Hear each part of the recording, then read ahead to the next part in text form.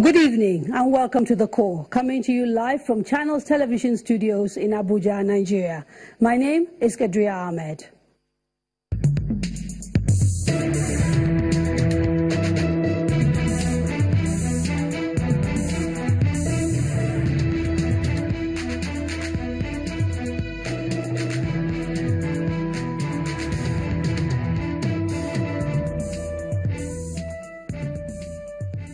So what will it take to become Nigeria's president today? Well, one of the requirements is that you have to be old. Okay, I'm exaggerating a little, but to contest, you must be at least middle-aged. This is because our constitution won't allow anyone younger than 40 to contest for the presidential and vice presidential seat. To contest for the position of governor or senator, you have to be at least 35, and you cannot be a parliamentarian if you are under 30.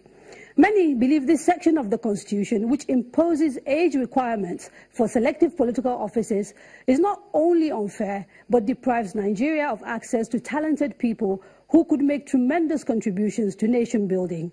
Last year, advocates started a process to try and amend the section of the Constitution with the launch of a campaign and legislative bill tagged "Not Too Young to Run." Today on The Core, we focus on youths in politics. Should age be a factor in elective office? What do young people make of the current political process in Nigeria? Do they feel included or excluded? What more can they do? What role do they have presently, and what should they have? What are the hurdles they face, and what their plans for participating in the 2019 elections? First, though, an overview of the age issue in politics.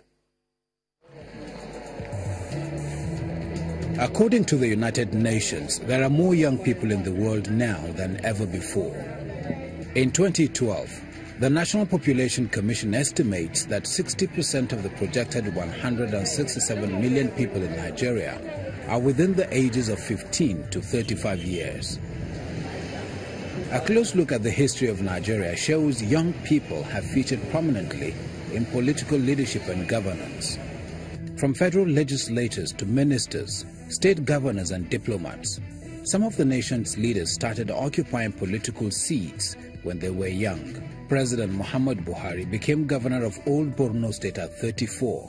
However, since the inception of democracy in 1999, young Nigerians have rarely occupied such positions. Not that young people are not interested in running for such positions. There are significant legal restrictions.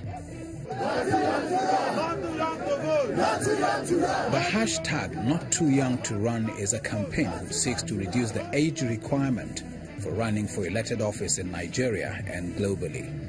Their aim is to reduce the age for running for the presidency of Nigeria from 40 years to 30, for state governor from 35 to 30, for Senate from 35 to 30, for the House of Representatives from 30 to 25, and for state houses of assembly from 30 to 25. This bill basically seeks to promote inclusion, and young people should participate in the political process as a way of giving them the opportunity to contribute to national development. If young people are 18 and they are eligible to actually vote, then they should be able to contest to run for office.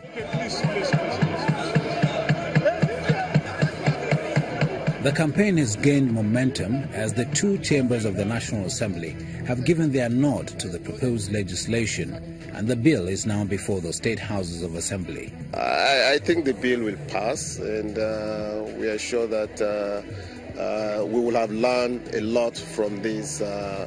Once it passes, we'll now get back and sit down and say, as this age group, or as a country really, what have we learned from this process? I think that is what is in there for me. Adamu Garba is 35 years old, and he has been running his own ICT firm for the past 10 years. He hopes to run for the presidency of Nigeria in 2019, and he believes young people have not been given sufficient opportunity to participate in politics.